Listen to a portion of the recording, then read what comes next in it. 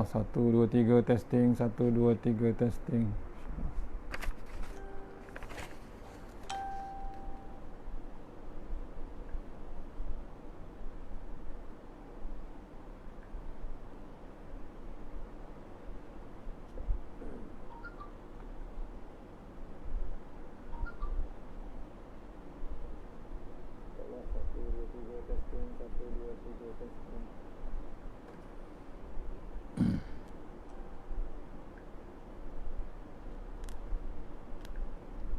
Mohon komen insyaAllah.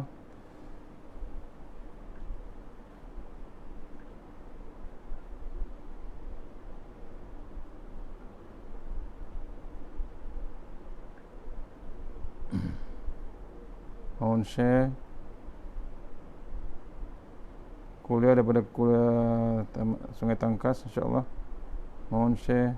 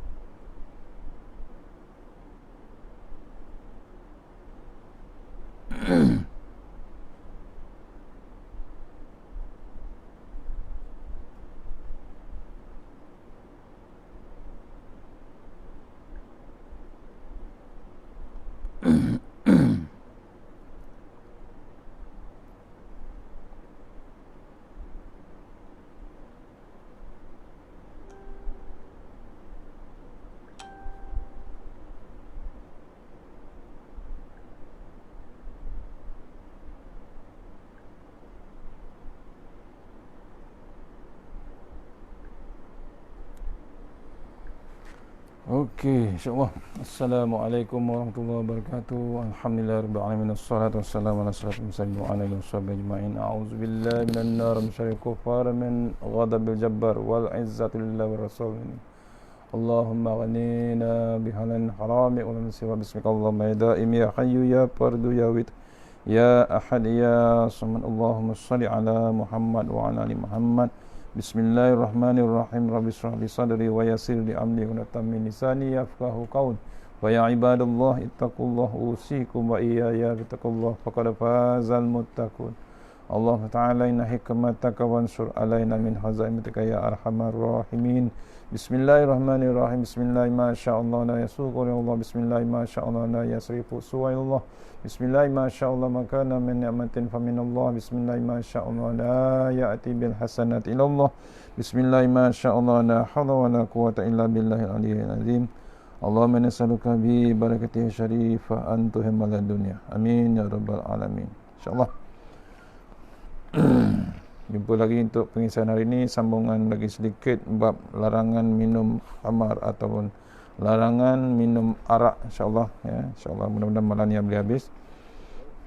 Bab di khitab peringatan bagi yang lupa. Mohon komen kalau suara tak jelas. Mohon komen ya. Mungkin hantar insyaAllah. A'udzubillahi minasyaitonirrajim. Kita mula dengan surah Al-Fatihah. A'udzubillahi minasyaitonirrajim. Bismillahirrahmanirrahim. Alhamdulillahirabbil alamin arrahmanir rahim. Iyyaka na'budu wa iyyaka nasta'in. Shiratal mustaqim. Shiratal ladzina an'amta 'alaihim ghairil maghdubi 'alaihim waladdallin.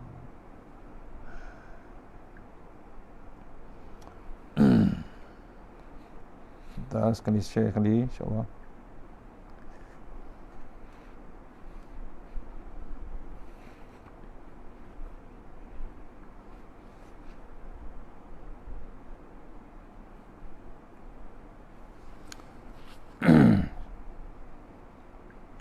InsyaAllah sambung terus. Hari ini bab arak, muka surat 152 lagi.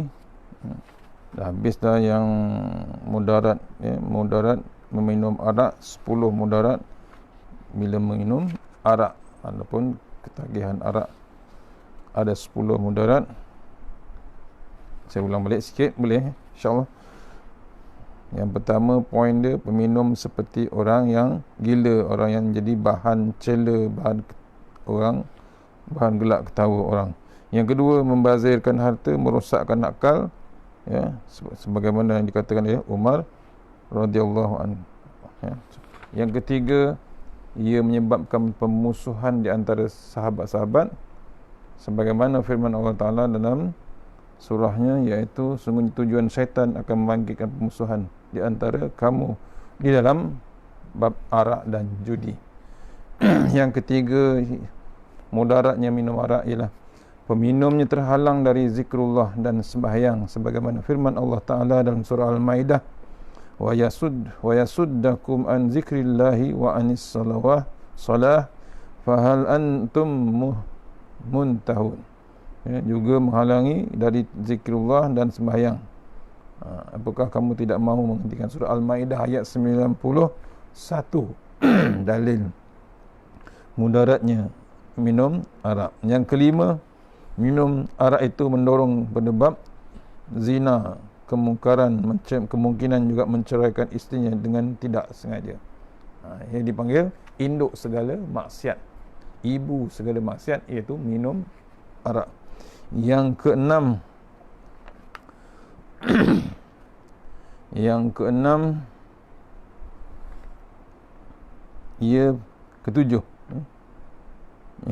ia membuka segala kejahatan sebab ia kemabuk, dia ringan berbuat maksiat. Induk juga sebagai ibu segala maksiat. Yang ketujuh, ganggu. Ia bila minum arak mengganggu malaikat yang menjaganya dengan masukkannya majlis fasik dan adanya bau busuk bab arak tu. Yang ketujuh, malaikat rahmat semua tak kena, bimalakul maut tetap datang. Yang ke-8, bila minum arak mudaratnya terkena hukum dera, terkena hukum pukulan dera. Bila di dunia tak buat hukuman orang yang minum arak 80 kali sebatan, maka akan kena pula di neraka besok. Lagi hebat dia punya pukulan dia. Yang ke-9, ia menutup pintu langit, sebab hasadnya tak lepas, doa-doanya pun tidak terangkat. Sekali teguk, sekali setitik, 40 hari tak lepas, tak terangkat ke atas. Sekali ia berspekulasi terhadap dirinya, dikhawatirkan tercabut iman ketika matinya bila minum arak. Itu semua seksa dunia sebelum seksa akhirat, maka tidak terhitung selain daripada minuman neraka, iaitu minuman hamim dan makanan zakum. Itu orang yang berakal jangan sampai memilih kesenangan sedikit, iaitu sehingga membuang kelazatan yang besar dan abadi di syurga besok di akhirat. Kalau renung kita, mudah-mudahan janganlah sampai kita mudah sangat dengan arak hingga terjadi 10 mudarat. Muqattil bin Sulaiman ketika mentafsirkan ayat yauma nahsyurul muttaqina ilal rahmani wafda wa nasuqul mujrimina ila jahannama wirda. Pada hari kiamat nanti kami himpunkan orang-orang muttaqin menghadap kepada Allah Ta'ala berkendaraan, dan kami heret orang-orang derhaka ke neraka Jahannam dalam hal dahaga, yakni haus. Surah Maryam ayat 85-56. Tu kena renung kita. Orang yang minum arak besok diheret ke neraka Jahannam dalam keadaan haus, dalam keadaan lapar dan macam-macam. Orang yang takut, orang yang muttaqin dengan Allah Ta'ala, yang takut dengan Allah Ta'ala, Allah beri dia kemudahan kenderaan, mewahnya, selesanya masa di akhirat besok. Kita macam mana? Kena fikirkanlah, sama nak selesa di sini ataupun nak selesa di akhirat. Cuba kita renung-renungkan, insya-Allah. Apabila ahli syurga telah sampai ke pintu syurga, tiba-tiba mereka melihat pohon yang mengalir di bawahnya 2 sumber mata air. Maka mereka minum untuk membersihkan segala kotoran yang tertinggal dalam perut. Kemudian mandi dari sumber yang kedua untuk membersihkan sisa-sisa kotoran yang di badan mereka. Kemudian mereka disambut dengan ucapan salamun alaikum tibtum fadkhuluha khalidin. Selamat sejahtera kamu eloknya. Selamat sejahtera kamu eloknya kamu silakan. Maka disilakan masuk kekal selamanya di dalamnya. Kemudian mereka disediakan kenderaan unta yang dibuat daripada yakut yang merah, kakinya dari emas bertaburkan permata, sedang kendalinya dari mutiara. Tiap orang mendapat sepasang perhiasan. Andaikan perhiasan itu diperlihatkan di dunia, nescaya akan dapat menerangi umat semuanya. Di samping tiap orang ada malaikat yang akan menunjukkan tempat-tempatnya di syurga. Kemudian jika telah berada di syurga, tampak kepadanya sebuah bangunan dari perak, sedang atapnya dari emas. Bila telah sampai ke sana, disambut oleh pelayan-pelayan yang cantik-cantik, bagaikan mutiara yang bertebaran, yang lengkap dengan segala macam perhiasan, serta bejana-bejana daripada perak, gelas dari emas. Sedang malaikat semuanya memberi salam selamat kepadanya. Ia hanya menyambut semua itu dengan gembira. Kemudian bila ia telah melihat apa yang telah disediakan apa yang telah disediakan oleh Allah untuknya berupa tempat dan perlengkapan dan kehormatannya, maka ia turun dan ditanya oleh malaikat, apakah maksudmu? Jawabnya, saya akan turun menerima kurniaan pemberian Allah.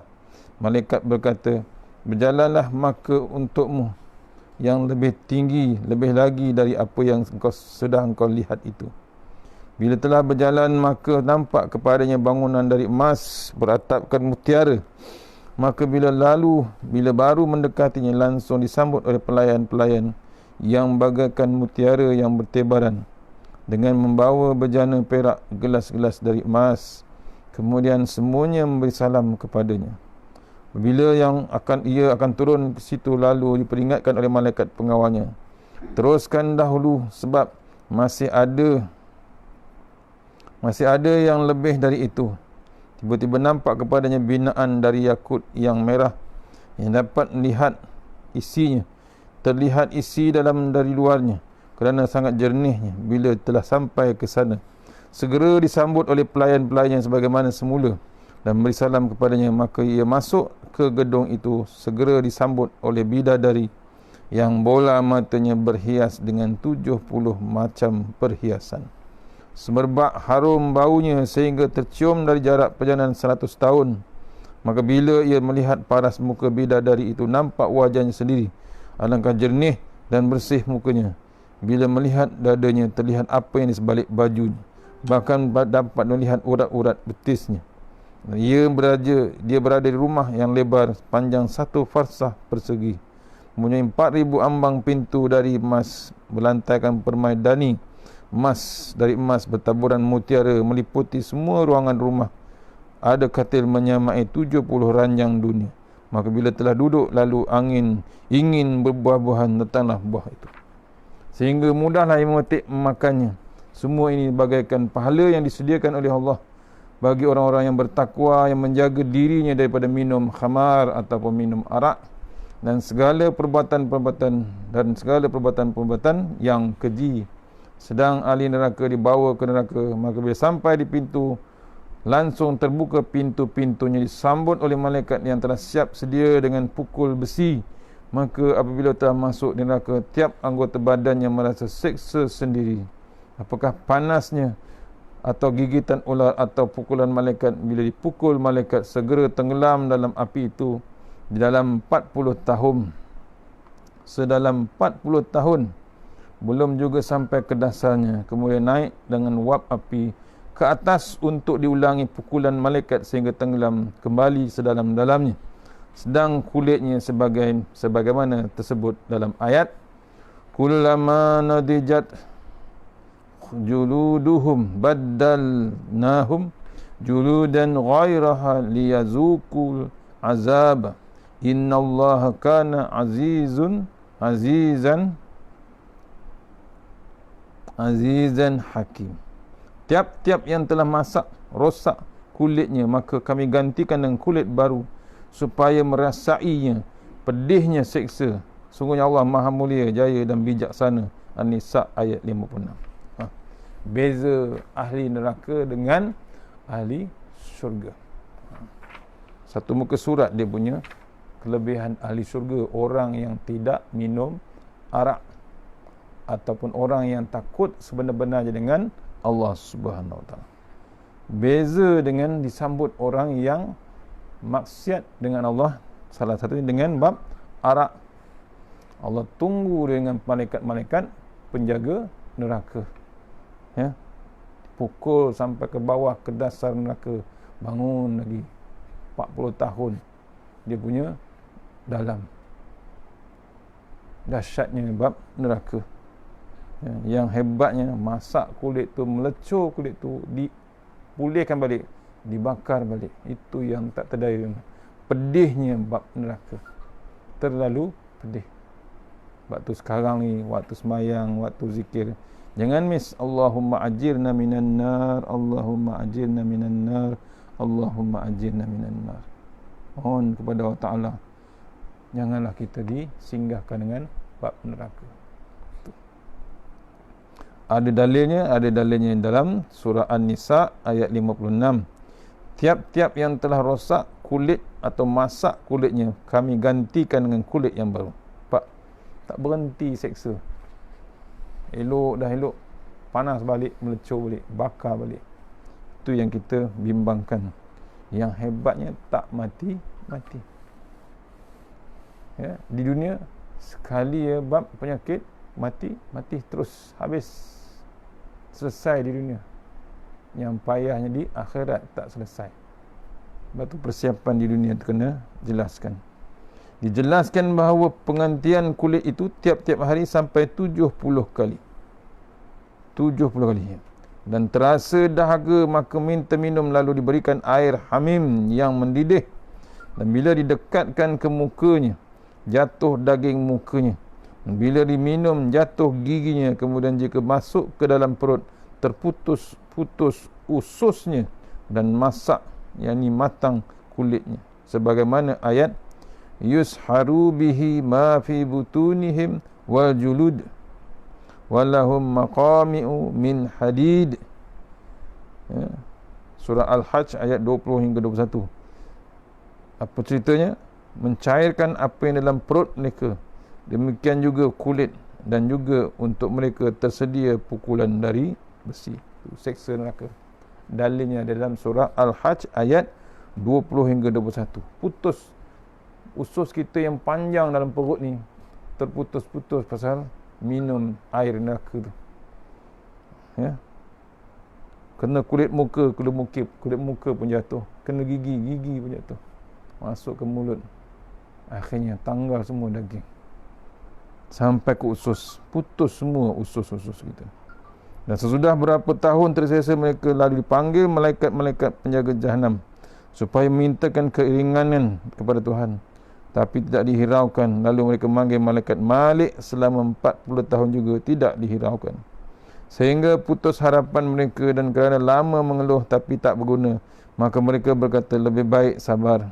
Maka sabarlah mereka, tetapi lama juga sabar tidak berguna, sehingga berkata, sawa'un alaina ajazi'na am sabarna ma lana min mahis. Sama saja bagi kami apakah mengeluh ataupun sabar, tidak dapat terelak daripada hukuman seksa ini. Surah Ibrahim ayat 21. Itu yang hebat, itu yang pedih, itu yang azab. Dunia macam mana seksa pun kita boleh bersabar. Kita duduk dalam PKP sampai ke PKPB sampai ke PKPP sekarang. Boleh kita sabar? Boleh. Waktu dunia boleh sabar. Macam mana seksa, penyakit macam mana pun tetap boleh sabar. Pasal apa? Hujungnya ada kemanisan. Tapi bila di neraka, dah masuk je neraka, sabar macam mana pun tetap pedih, tetap azab. Tak ada kesudahan dia. Benar seksa ni tertuju kepada orang kafir, tetapi seorang Muslim jika minum arak dan terlanjur dari lidahnya kalimat kufur, dikhawatirkan kalau terlepas iman ketika matinya sehingga tergolong dari orang-orang kafir. Kerana itu seharusnya tidak minum arak dan menjauhkan dari peminumnya. Sebab jika selalu berkumpul bersama peminum arak, khawatir kalau terkena abunya.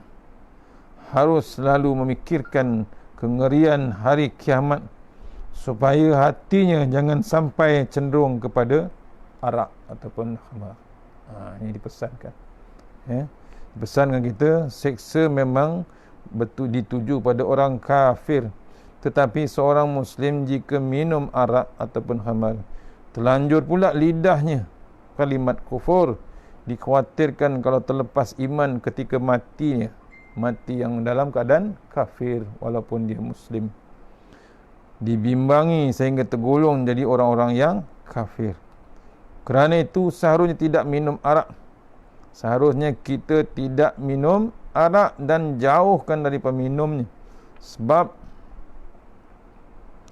jika selalu berkumpul dengan kaki botol yang dekat dengan kita, dikhawatiri kalau terkena tempiasnya, terkena abunya, kita duduk sebelah dia minum arak, dibimbangi kita pun terasa hebat, terasa akan kena waktu akan besok. Pasal apa? Kena fikir bab kengeriannya besok di hari kiamat, supaya hati kita jangan cenderung kepada arak. Hebatnya pujukan syaitan. Al-Hasan Al-Basri berkata, seorang hamba jika minum arak, hitam hatinya.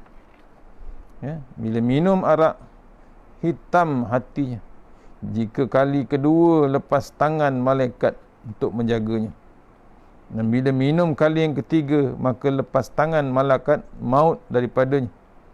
Dan jika keempat kali, maka putus hubungannya dengan Nabi Muhammad SAW.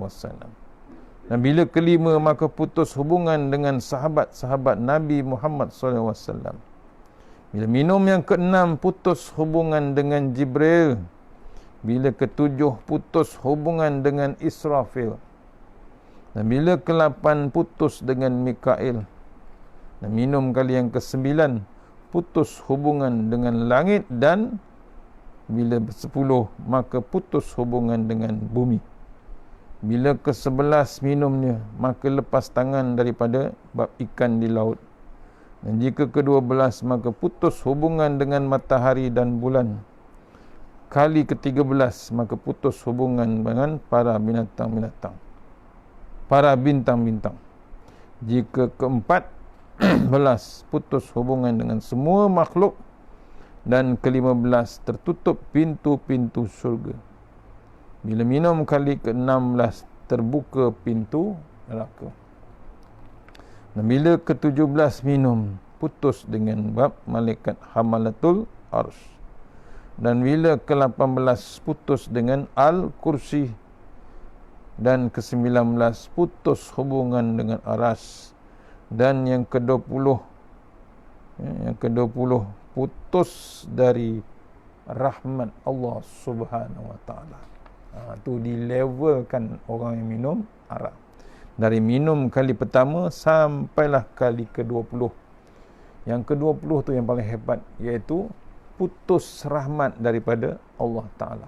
Habis hebat macam mana pun kita di dunia, masuk hari yang minum kali yang ke-20, putus bab rahmat Allah Ta'ala. Kemana kita, tuan-tuan? Yang kita harapkan Allah Ta'ala saja. Adanya bab rahmat Allah Ta'ala, unung kita. Carilah keridaan Allah Ta'ala untuk dapatkan rahmatnya, kasih bab Allah Ta'ala. Kalau kita kasihkan Allah Ta'ala, senang jawapan dia, Allah kasih balik kita. Dipesankan, janganlah, berhentilah, carilah jalan untuk larang bab arak. Teruskan hukum Islam sepatutnya. Abu Laid As-Samarkandi meriwayatkan dengan sanadnya di Asma binti Yazid radhiyallahu berkata, saya telah mendengar Rasulullah sallallahu alaihi wasallam bersabda, siapa yang minum arak sehingga masuk dalam perutnya, maka tidak diterima sembahyangnya 1 minggu, yakni 7 hari. Dan bila sampai mabuk, yakni hilang akal, maka tidak diterima sembahyangnya 40 hari. Dan jika mati sebelum taubat, mati kafir. Dan jika bertaubat, maka Allah akan menerima taubatnya. Dan bila mengulanginya lagi, maka layaklah Allah akan memberinya minum dari sinatil Ka'bah, yakni darah campur nanahnya ahli neraka. Itu cerita yang diceritakan oleh Rasulullah sallallahu alaihi wasallam daripada Yazid, daripada Asma binti Yazid. Ulang balik, siapa yang minum arak sehingga masuk ke dalam perutnya, maka tidak diterima sembahyangnya selama 1 minggu 7 hari. Bila sampai mabuk, hilang akal, tidak diterima sembahyangnya 40 hari. Kemudian jika mati sebelum taubat, ya, tengah minum arak, mati pula tak dan bertaubat, maka Allah akan menerima taubatnya. Jika dia bertaubat, dia ulang balik, jika mati sebelum taubat, dia dianggap mati kafir. Tengah mabuk tiba-tiba mati, dianggap mati kafir. Jika bertaubat, maka Allah menerima taubatnya. Dan bertaubat, berhenti bab arak, Allah terima, Allah terima. Pasal apa? Allah Maha Pengampun, Allah Maha Penyayang. Bila ulang balik, Allah beri dia minum air apa? Darah campur nanah ahli neraka. Itu balasan dia. Nampak, ya? Di lain hadis, jika minum khamar ataupun arak 1 kali, tidak diterima sembahyangnya, puasanya, lain-lain amalnya selama 40 hari. Dan jika minum kali kedua, tidak diterima semua itu sehingga 80 hari. Dan bila kali ketiga, maka tidak diterima semua itu sehingga 120 hari. Dan bila minum kali keempatnya, maka bunuhlah ia, sebab telah kafir dan layaklah baginya diberi minum oleh Allah dengan darah campur nanah ahli neraka. Itu level, ya, daripada bab hadis menceritakan kali keempat, pertama 40 hari, kedua 80 hari, ketiga 120 hari. Kali keempat ia layak dibunuh, hukuman dia.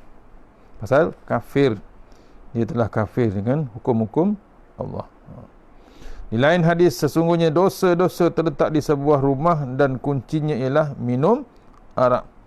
Yang siapa yang minum berarti telah membuka untuk dirinya pintu-pintu dosa semuanya. Adanya arak, belagak sangat, orang kaya, orang Muslim, tapi hebat sangat, ego sangat, nak tunjuk branded arak tersebut, beli di luar negeri, botol yang cantik-cantik, tak minum, tapi botol arak, logo ada, lambang dia ada. Apa jadi? Sama je, dia masih terlibat juga. Apa lagi? Minum. Berlaku, masih lagi berlaku dalam rumah-rumah hebat orang-orang, bukan kafir, orang Islam, orang Muslim. Kenapa nak tunjuk sangat hebatnya dia daripada Allah Subhanahu Wa Taala. Seorang sahabat berkata, siapa yang mengawinkan saudara atau puterinya pada seorang peminum atau pemabuk arak, maka sama dengan menjerumuskannya kepada zina. Sebab seorang jika mabuk bisa keluar dari, senang nak keluar dari mulutnya kata-kata talak, lalu masih dikumpuli, ia seperti berzina. Kena ingat, wahai ibu dan ayah, ibu apa yang ada anak-anak, kita puas mendidik anak kita, tapi kita kahwinkan dia dengan kaki botol. Ia seperti, sahabat kata, ia seperti kita menjerumuskan dia dengan bab zina. Kerana bila dia dah nikah, dia akan kaki botol jadi mabuk dia tak sedar, dia lafazkan talak, bercerai sampai ke talak 3, talak 10, tak kira lah. Akhirnya dia duduk lagi dalam rumah bersama bekas isteri tu, masih lagi maksiat yang hebat. Arak juga sama dengan berhala, sebab Allah telah menyebut keduanya dalam kalimat rijsun min amali syaitan fajtanibuhu. Kamar ataupun arak itu termasuk najis dari perbuatan syaitan, maka jauhilah. Dan ayat fajtanibur rijsa minal outsa'an, maka jauhilah kotoran dan berhala-berhala. Maka peminum khamar ataupun arak itu sama saja dengan penyembah berhala. Itu level dia, sama level dengan orang yang menyembah patung berhala.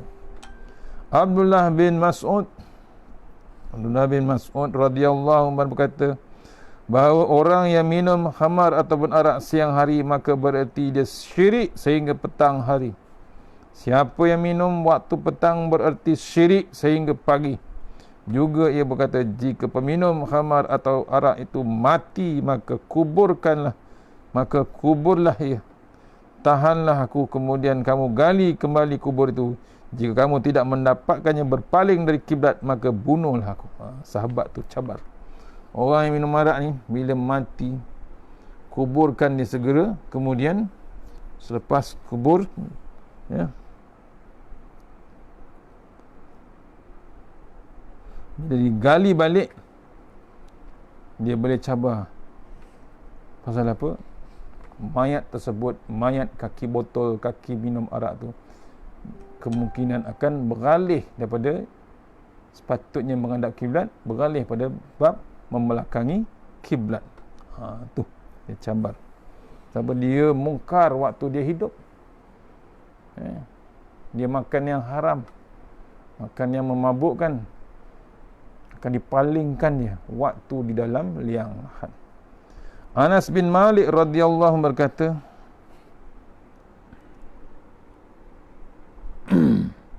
Rasulullah SAW bersabda, Allah telah mengutus sebagai petunjuk dan rahmat bagi seisi alam untuk menghapuskan segala permainan seruling dan sebagainya, kebiasaannya jahiliyah dan berhala-berhala. Dan Tuhanku telah sumpah demi kemuliaannya, tiada seorang hamba-Ku minum arak di dunia, melainkan pasti aku haramkan atasnya pada hari kiamat. Tiada seorang yang meninggalkannya, melainkan pasti akan aku berikannya minum daripada hadratil kursi. Ya, Allah haramkan dia minum air syurga besok. Kenapa? Dia dah minum air arak. Dia dah minum arak awal-awal lagi di dunia. Itu dah diharamkan. Ya, bab jahiliyah, termasuk dengan penyembah-penyembah berhala. Aus bin Sam'an berkata, demi Allah yang mengutuskan engkau dengan hak, sungguhnya saya telah mendapatkan di dalam kitab Taurat tentang haramnya arak dalam 25 ayat. 25 ayat, iaitu 25 kali. Ancaman terhadap orang yang minum arak sudah selayaknya bagi Allah, bahawa tiada seorang hamba yang minum arak melainkan akan diberi minum oleh Allah dengan darah campur nanah ahli neraka. Ni ceritakan sahabat ni, Aus bin Sam'an jumpa, ya, tentang ayat yang dalam kitab Taurat adanya bab haram minum arak, diulang 25 kali dalam kitab Taurat. Bukan Quran, dalam Taurat pun dah tertulis. Malik meriwayatkan dari Muhammad bin Al-Mukhadir berkata, pada hari kiamat kelak Allah akan berfirman, di mana orang-orang yang telah menjauhkan, yakni membersihkan diri dan telinga mereka dari semua permainan dan seruling syaitan, tempatkan mereka dalam kebun-kebun kasturi, lalu memberitahu kepada malaikat, perdengarkan pada mereka suara pujaan dan pujianku, dan diberitahu pada mereka tidak ada ketakutan atau kesedihan pada mereka. Ni cerita pada Muhammad bin Muqaddim, besok hari kiamat Allah panggil orang-orang yang telah jauhkan diri waktu di dunia, bersihkan diri mereka dan telinga mereka daripada bab permainan dan seruling syaitan.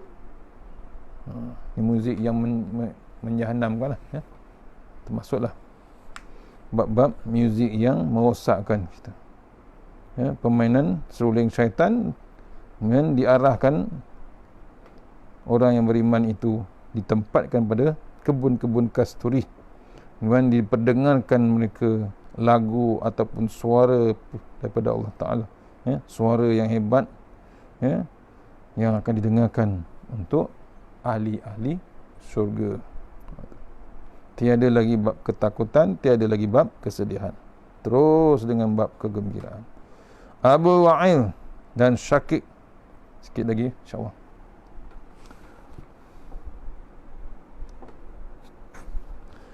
Abu Wa'il dan Syakik bin Salamah bahawa ia dijemput walimatul urus. Tiba-tiba ia melihat di sana ada permainan dan nyanyian. Maka langsung ia kembali lalu berkata, saya telah mendengar Ibnu Mas'ud radhiyallahu berkata, sesungguhnya nyanyian itu menumbuhkan nifak di dalam hati, sebagaimana air menumbuhkan biji-bijian tanaman. Kita ni kalau ada jemputan perkahwinan, walimatul urus ni penjemputan kahwin, jemputan cantik, jemputan cantik dengan menjemput dia pun cantik, dengan kad dia semua cukup teliti. Tak cerita pun dalam kad tu ada program nyanyian lelaki bersama wanita. Kita pergi sampai sana, macam sahabat ni sampai sana dia dengar ada bunyi nyanyian, tak jadi pergi, patah balik. Kita macam mana? Pergi atau tidak? Kadang-kadang kita ni pergi niat nak makan aja, tapi terlupa kita disajikan dengan nyanyian kaum wanita yang bukan muhrim kita, tunjuk pula aurat, campur pula lelaki perempuan, dengan lagi tarian dengan nyanyian. Allah, tu yang rosak. Daripada barakahnya majlis walimatul urus hilang, jadi bab keberkatan. Cuba renung, janganlah sampai ke tahap tu. Atta' bin As-Sa'ib dari Abdul Rahman As-Sulami berkata, ketika Muawiyah bin Abu Sufyan menjabat gubernur Asyam, di Syam ada beberapa orang minum arak dan mereka berkata, ini halal bagi kami sebab Allah berfirman, laisa 'alal ladzina amanu wa 'amilus solihati junahun fima ta'imu. Al-Maidah ayat 93. Tidak ada dosa terhadap orang yang iman dan beramal soleh di dalam apa yang mereka makan. Dia guna ayat ni. Abu Sufyan, anak Abu Sufyan ni, Muawiyah nampak mereka di Syam, ada orang minum arak. Kemudian baca pula ayat Quran, surah Al-Maidah ayat 93. Orang yang tak ada dosa, tidak ada dosa terhadap orang yang beriman dan beramal soleh di dalam apa yang mereka makan. Maka Muawiyah segera menulis surat kepada Umar bin Al-Khattab. Lalu Umar menjawab surat Muawiyah supaya mengirimkan orang-orang itu ke Madinah sebelum mereka merosakkan orang-orang lain. Maka ketika telah tiba di Madinah, Umar mengumpulkan sahabat dan bermusyawarat kepada mereka. Sahabat-sahabat berkata, ya Amirul Mukminin, mereka telah menyalahgunakan ayat Allah dan membuat hukum yang tidak diizinkan oleh Allah. Maka penggal saja mereka. Maka Umar bertanya kepada Ali bin Abi Talib, bagaimana pendapatmu? Jawab Ali bin Abi Talib, jawab Ali radhiyallahu anhu, pendapat saya, kau suruh mereka taubat. Jika tidak mahu taubat, maka penggal leher mereka. Bila mahu bertaubat, maka hukumlah mereka dengan pukulan dera 80 kali. Maka Umar radhiyallahu menyuruh mereka taubat dan mereka taubat. Maka dipukul mereka 80 kali. Itu hukuman orang yang minum arak. Ada tak sini? Kena adakan di sini. Kalau hukum secara bayar, kredit kad, bayar denda, habis macam tu je, settle, tapi sebenarnya tak settle di akhirat besok. Bukan yang mabuk tu, yang kita yang menyokong, yang membuat hukuman tersebut, yang menyokong, yang membuat undang-undang tersebut akan terlibat juga. Pasal apa? Kita yang memilih, kita yang memilih orang-orang yang membuat undang-undang sesuatu negara. Jangan kata kita terlepas, kita tak terlepas. Ini kena renung kita. Pasal apa? Kita yang pilih. Kita ada undang-undang Islam. Dalam kitab dah tulis dah. Ya. Jangan terlepas. Jangan terlepas pandang, jangan kita rasa cuci tangan, pas tangan. Pasal apa? Kita ingatkan kita depan tak, tanggungjawab kita, kita sendiri yang pilih. Sebab tu satu ulama di Indonesia menyatakan macam mana kita kadang-kadang kita boleh hidup tengah kita hidup dalam suasana yang hebat dalam dunia ni, kita dizalimi oleh pemerintah ataupun pentadbir sesuatu negara. Kenapa kita dizalimi? Jawapan ulama tersebut, apa dia jawab? Bila kita dizalimi oleh pemerintah, sebenarnya bukan pemerintah yang zalim. Bukan pemerintah yang zalim. Siapa yang zalim? Rakyatnya sendiri yang zalim. Rakyat dia sendiri yang pilih. Rakyat dia lah sendiri yang zalim. Cuba tuan-tuan fikir-fikirkan. Sebab tu cari jalan untuk tegakkan hukuman Islam. Ikrimah dari Abbas radhiyallahu anhu berkata, ketika turun ayat yang mengharamkan arak, sahabat bertanya, bagaimana keadaan kawan-kawan kami yang mati sedang mereka minum khamar ataupun arak? Maka turunlah ayat, laisa 'alal ladzina amanu wa amilus solihati junahun fima tu'imu. Ditanya sahabat ketika turun ayat yang mengharamkan arak, sahabat tanya, bagaimana keadaan kawan-kawan yang sebelum ini mati sedang mereka minum arak? Sahabat ni tanya pasal kawan tu mati minum arak sebelum turunnya ayat tersebut. Surah Al-Ma'idah ayat 53. Apa jawapannya? Tidak ada dosa terhadap orang-orang yang beriman dan beramal soleh dalam apa saja mereka makan, yakni dalam yang sebelum diharamkan, yakni sebelum turunnya ayat yang mengharamkan makanan itu. Ceritakan, nampak kelembutan Allah Ta'ala, sayangnya Allah Ta'ala. Ya, maksudnya ada bab keampunan. Pasal apa? Waktu tu memang tak ada larangan untuk minum arak. Selesai je surah Al-Maidah 93, barulah bermula bab haramnya minum arak. Wallahu alam, habis bab larangan minum khamar ataupun arak. Mudah-mudahan dapatlah kita faham sebanyak sedikit untuk kita terus berjuangkan berhentikan arak di negara kita, tanah Melayu. Mudah-mudahan kita ada keberkatan setelah ada dibagi ingatan oleh Allah Subhanahu Wa Taala, macam-macam peringatan. Kalau kita masih lagi menyokong bab arak, kita akan diberi lagi ingatan yang akan lagi hebat. Tak tahu macam mana, tunggu dan lihat saja. InsyaAllah, mana yang baik daripada Allah Ta'ala, buruk daripada saya, mohon tuan-tuan kita sudahi. Mana yang terbaik daripada Allah Ta'ala, mana segala kelemahan daripada diri saya sendiri. Ucapkan terima kasih mana yang menyokong, mana yang terus follow bab kuliah ni. Tak banyak sedikit adalah kita untuk persiapan kita menghadap Allah Ta'ala. Kita iklankan, jangan lupa, jangan miss bab penghayatan Al-Quran di TV Al-Hijrah. Teruskan, jangan miss tu peluang yang Allah bagi pada kita untuk mentatapi ayat Al-Quran dengan makna, dengan tajwid, dengan macam-macam diterangkan untuk diingatkan kita secara tadabbur. Mohon kita share, mohon kita hafalkan, amalkan terus, insyaAllah. Mana yang baik daripada Allah Ta'ala, buruk daripada saya. Al-Fatihah. Auzubillahi minasyaitanir rajim. Bismillahirrahmanirrahim. Iyyaka na'budu wa iyyaka nasta'in. Siratal ladzina an'amta 'alaihim ghairil maghdubi 'alaihim waladdallin. InsyaAllah tak ada apa bintang, kita jumpa subuh besok dengan tajuk baru insyaAllah. A'udzubillahi minasyaitonirrajim. Bismillahirrahmanirrahim. Allahumma tawwil a'marana wassahi ajsadana wan nawwir qulubana wassabbit imanana wa ahsin a'malana wassi' arzaqana wa ilal khairi qaribun wa anil syarri amrina wa qdi hawadina fid din wa dunya wal akhirah.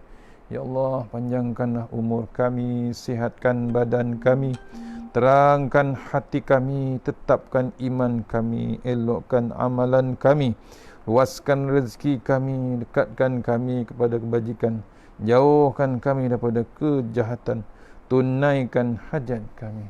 Rabbana atina fid dunya hasanah wa fil akhirati wa qina azabannar. Allahumma anta rabbi la ilaha illa anta khalaqtani wa la hadika wa adika mastata'tu. A'udzubika min syarri ma sana'tu a'udzuka bi ni'matika alayya wa a'udzu bi dzambi faghfir fanna a'udzu illa anta. Tawassalna bi izzati wal jabr wa rasulna bi malakut allazi la yamut isrif anal bala wal waba innaka ala kulli syai'in qadir. A'udzu bi kalimatillahi tammah min syarri ma khalaq. Bismillahirrahmanirrahim. La yadurru ma asmihi syai'un fil ardi wa la fis samai wa sami'un alim. Bismillahirrahmanirrahim. Bismillah ma sya'allah la yasuqu khayallah. Bismillah ma sya'allah la yasrifu suwayallah. Bismillah ma sya'allah makana min ni'matin fa minallah. Bismillah ma sya'allah la ya'ti bil hasanati illallah. Bismillah ma sya'allah la hawla wa la quwata illa billahil aliyyil azim. Allahumma inni as'aluka bi barakati syarifah antahim dunya. Sallallahu alaihi wasallam walhamdulillah. Assalamualaikum warahmatullahi wabarakatuh.